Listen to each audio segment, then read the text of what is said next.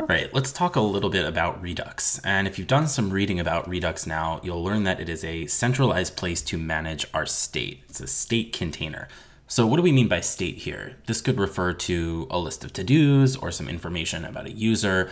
Whenever you think about applications that you build on the front end, there's going to be information that changes pretty constantly. And having one centralized place to manage that is really useful when you have lots of different files and so on. So what I want you to do is completely ignore the talk of React and Redux or Angular and Redux. We're just going to focus on vanilla Redux. In fact, we're going to spend this entire video in the Chrome DevTools. So what I'm going to do is go grab a Redux script. So I'll just type in Redux CDN. And let's go take a look at this one right here. And we're just going to grab the first script for Redux. I'm going to copy that. And I'm going to head over and just make a simple file called index.html and open that up in Sublime. Make sure you get the right thing. And inside of here, I'm just going to start with some boilerplate, a little bit of HTML. And all I want is a script tag with a source attribute of this script right here. I'm using emmet, so I'll just press tab and save that. We're not going to worry about any HTML. We're just going to open this up in the browser. And if we've done this correctly, we should be able to go to the Chrome DevTools and type in R Redux. And this is it. This is all we're going to start with. So let's take a look at what Redux gives us. Apply middleware, bind action creators, combine reducers, compose, and create store. What we're really just going to focus on right now is this idea of creating a store. The store is going to be the centralized place where our state lives. We don't really know what our state is going to consist of right now, but think of your state as just any data in your application that's going to be changing. You're coming from React, so you may have heard the idea of state with React. This is similar, but the idea with Redux state is a little bit less for your user interface and more for just the data that's going to be shared in different parts of your application. Remember, having one centralized place to manage all of the state is going to make it much easier. The hard part about Redux is really just wrapping your brain around what the library is, how does it all work, and then it gets even harder when you connect it with React. So what I really once again want to stress here is just focusing on the Redux library and seeing how data flows throughout a Redux application. So all we're starting with, once again, vanilla Redux, and that's it. The function that I want to spend some time looking at is create store. We said that a store is going to be the place where our state is contained. And once we make the store, we'll be able to actually see data flow throughout our application. Don't worry about compose, combine reducers, bind action creators, apply middleware. Don't worry about any of that stuff for now. You're actually going to see that Redux is probably about 5 to 7 or so functions that you use. The least amount of functions you're ever going to spend the most possible time learning. So that's the tricky part. So let's take a look at how create store works. I'll make a variable called store, and I'll assign that to redux.createStore. And what we're going to see right off the bat is expected the reducer to be a function. Well, there are a lot of moving parts here. A reducer is a function that is passed to create store. What does that mean? The reducer is a specific function that tells our centralized store, which is our state container, our place where our state lives. It essentially tells the store what the state looks like and how to make changes to the state. So if you make a store without a reducer, we're going to get an error. Once again, the idea with a reducer is it's always a function. Don't worry too much about parameters that this function accepts or anything. The reducer is simply a function that is going to manage what our state looks like and how changes to our state happen. So what we're going to do right now is start with something very simple. We're going to make a function, and we'll call this root reducer. And inside of here, we're going to pass in 2 parameters. You might not know what these parameters refer to, and that's okay. But this first one is going to be state, and the second one is going to be action. State and action are going to be values that we'll see in a little bit. But remember that when we make a store in Redux, we said the store is our centralized place for our state. Well, we probably have to figure out what our state is going to be. And depending on your application, your state is going to be different. All I'm going to do right now is start with something very simple. I'm going to make a variable called initial state. An initial state is going to be an object, and it's going to contain some value with a count, and we'll start that off at 0. So this is what our state looks like. Nothing too fancy right here, it's just a simple object. Inside of our root reducer, we are going to specify what the default state should look like. And what we could do here is something like if state is undefined, well then maybe we can set our state to be the initial state. But instead of worrying about all that logic, we can use some nice ES 2015 right here. and we'll say that our default state is going to be initial state. And all we're going to do inside of here is just return state. Don't worry too much about action. That's really all that our reducer does. So what have we done? We made an object called initial state, which has a key of count and a value of 0. We then made a function called root reducer, which accepts some kind of state and some parameter called action.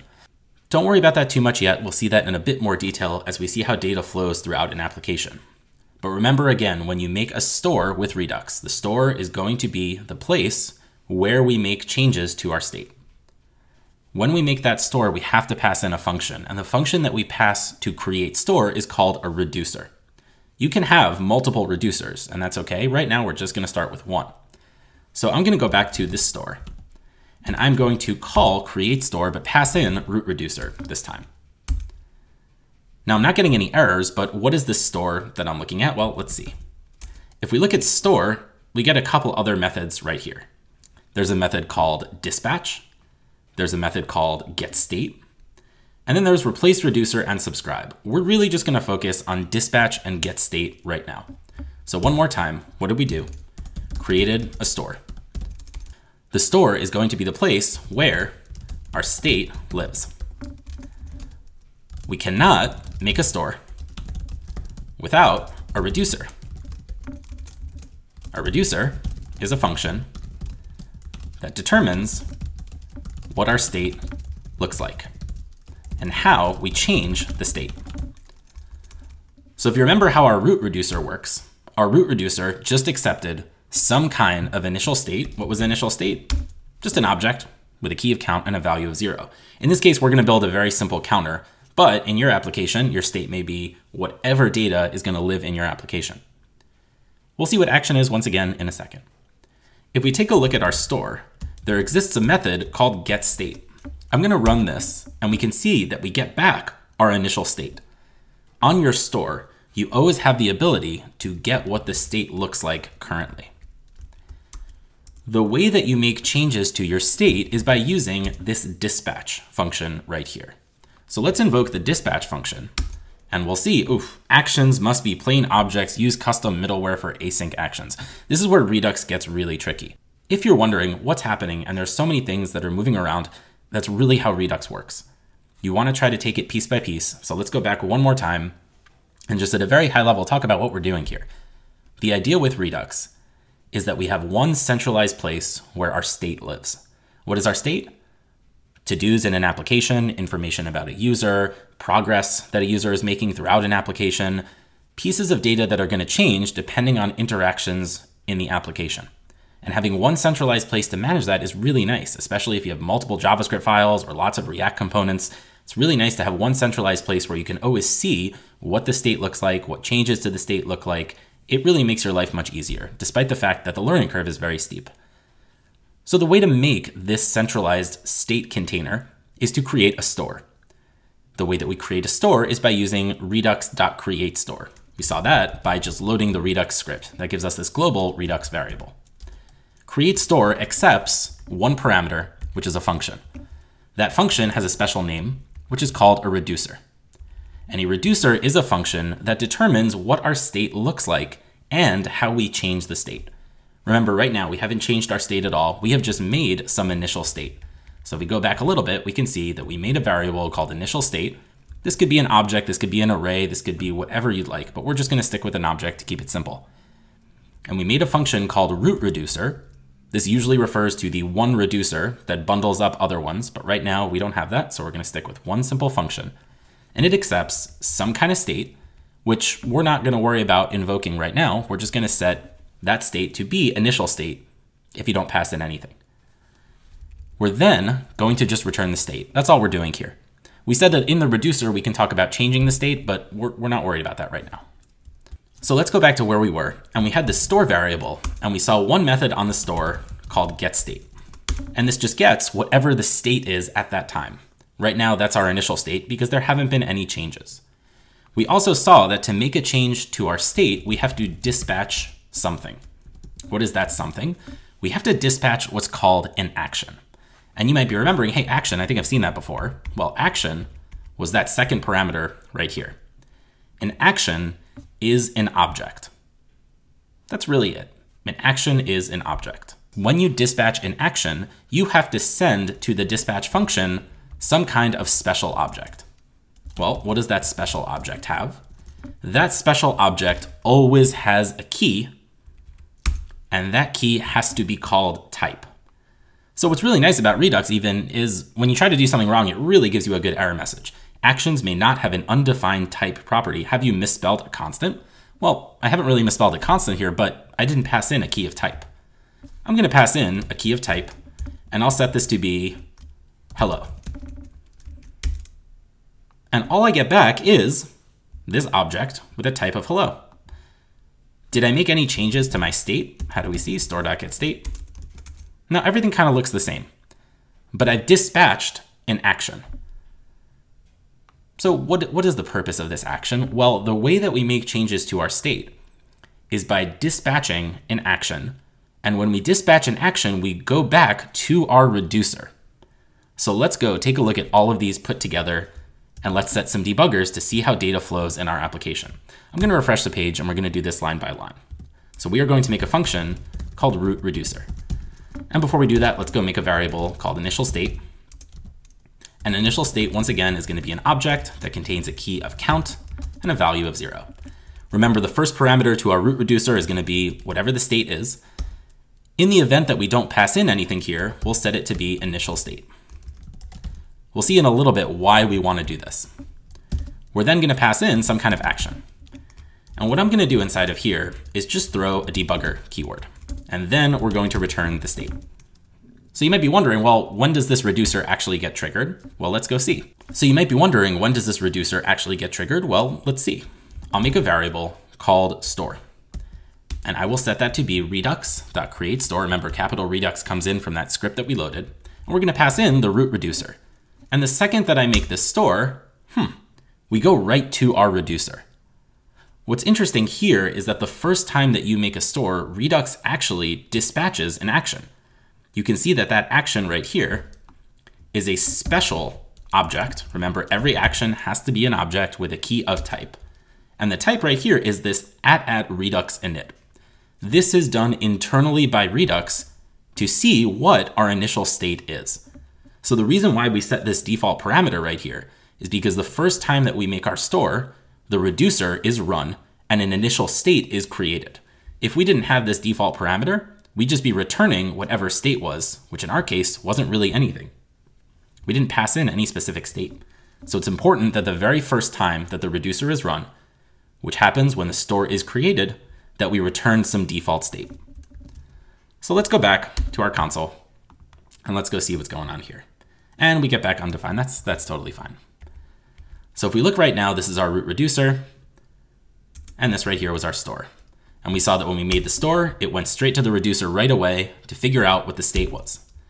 And what's nice about that is we can call store.getState, and right away we know exactly what our state is at that time. If you remember, the way to make changes to the state is to dispatch an action. How do we dispatch an action? Who can dispatch an action? The store. So the store is going to dispatch an action. If you remember what an action was, well, let's see if it yells at us. Actions have to be plain objects. Okay, let's try to just pass in a plain object. Well, they got to be a little bit more than that. Actions have to have a defined type property. We always have to pass in a type. So let's pass in a type of increment. And you might be wondering why I'm doing this in all caps. You'll see that very commonly done, so don't be too alarmed by that. I'm going to dispatch an action of increment, and what do you think is going to happen? Well, remember that when I dispatch an action, we go back to the reducer. So I'm going to run this, and we're going to go right back to the reducer. But notice here that we didn't pass in any state. The way that Redux works is that it will take whatever that state is at the time and let us know. But what's nice here is we actually did pass in an action. That action had a type of increment. So why don't we try to make a change to that state? What we're going to do here, back in our reducer, is simply say if action.type is increment, well then let's go and take that state and the count property and increment it by 1. And then we'll just return the state. Otherwise, just return whatever state is. So all we're doing is just adding 1 to state, no problem. Let's go try this again. We'll put a debugger right here to make sure that we actually increment correctly. Once again, we'll go create the store because we have to do this again. So I'm just pressing up and down to get to my last commands. And I'm going to dispatch an action. But remember, what key does my action have to have? First off, remember actions have to be objects in this case. You're going to learn a little bit later that there's middleware, other tools for asynchronous actions, but right now, just say actions have to be objects right now. So our action has to have a key of what? Remember that key was type. And in this case, I want the type to be increment. That way I can add 1 to the count and get back my state. So let's try this right now. I'm going to pass in increment. I'm going to run this and we're going to get to this debugger. And then I'm going to return the state. Well, let's go see what our state looks like. Remember, we can do that by store.getState. And we can see right here that the count is 1. Now you might be looking at this and saying, oh, that's great, no problem. But we've done something that's not great right here. You're going to see some errors when your reducers are not pure functions. So if you see what I did right now, I actually directly mutated the state. And things might be working a little bit if I dispatch another action and I go take a look at my state. It's going up like I expect it to, but this isn't going to work in all scenarios. You always want to make sure that your reducers are pure functions. And we'll see an example of this a little bit later. So what I'm going to do is instead of directly mutating my state, I'm going to make a copy of that state. I'm going to refactor my reducer to be a pure function. So we're going to go back. And how do we do that? Well, we could make some kind of new object. We can make a copy of that initial state. So we could say, let our new state be a copy. We could do that with object.assign or the spread operator. But what we're going to do is simply make a copy of that object right here with our state. And then we can return our new state over here. Otherwise, we'll just return whatever the state is. Once again, let's go create the store. Let's go dispatch an action of increment. Remember, we always need a type. We're going to add increment right here. And let's see what happens. Remember, always can use store.getState. Looks like it's going up by 1. Looks like it's going up by 2. Looks like it's going up by 3. But what's the difference here than what we had before? Well, we didn't mutate the state. We made a copy of our state. In order for Redux to work, you always have to use pure functions. This is important when composing different functions together or reverting back to a previous state. If your reducers are pure functions, Redux gives you the ability to time travel. And that sounds really cool, but in theory, it's just the idea of going and seeing what your previous state looked like. But if you keep overwriting your state and you're writing impure functions with side effects, you're not going to be able to do that. So always make sure that you're making copies of your state and not directly mutating your state. You will get errors that are really hard to debug if your reducers are not pure functions. So we've made an action of increment. Let's go try to decrement. And let's see what that looks like. Well, we're going to go back to our reducer. And inside of our reducer, we can add another condition. We can say if action.type is decrement, well then, let's go do exactly what we did here, except we're going to subtract from the count. Remember here, this is the default condition. Here we just return the state. This happens the very first time that we make that store. So the very first thing that Redux dispatches is an object or an action with a key of type and the value of @redux/init. This right here is simply what Redux uses to figure out what our initial state is, and that's what we pass right here. That's our default state. In the future, once that default state is created, it's just going to give us whatever the state is at that time, and then we can dispatch an action. So here's what our new reducer is going to look like. Once again, we'll go make that store. And we will go dispatch some action. Remember, actions always have to be objects right now. They always have to have a key of type. We're going to add increment. And when we do this, we expect to see our state have a count of 1. Let's go dispatch increment again and increment again and increment again. One more time. We expect it to have a count of 4. How about this new one, decrement? And and decrement and decrement. What do we see right now? We're back to 1. So the way that this works is you have some kind of data that you work with. This could be like a list of to-dos, or maybe it's a user, and maybe you add a to-do or remove a to-do or update a to-do, or maybe you update a user or remove a user. The way you make that work is by dispatching actions. So the way that data flows in this Redux application is first, we create a store. But before we create a store, we need to create a reducer with some initial state. Because remember, when we create the store, the reducer is run, and our initial state is defined. What we then do is whenever we want to see our state, we run store.getState. And whenever we want to make a change to our state, we dispatch an action. But remember, actions are objects. And actions must have a key of type. If they don't, we'll get an error. Now we saw that actions are just very, very simple objects. But sometimes you don't always want to pass in that entire object. So we can write functions that return objects. We're going to talk about this idea of writing a function that returns an object. To be more particular, we're going to write a function that returns an action. What's an action? It's an object with a key of type. So here are just some notes that you can take a look at. But what we're going to do is we are going to make a function called increment. And increment is very simple. It's going to return an object. And inside of this object, we're going to have a type of increment. And that's it. Interesting. So there are two ways that I can dispatch an action right now. Store.dispatch. Let's just take a quick look at what our state is so we see where we're starting. Store.dispatch. Here I can pass in the entire object with a type of increment. Or what else can I use? Well, I can use my increment function.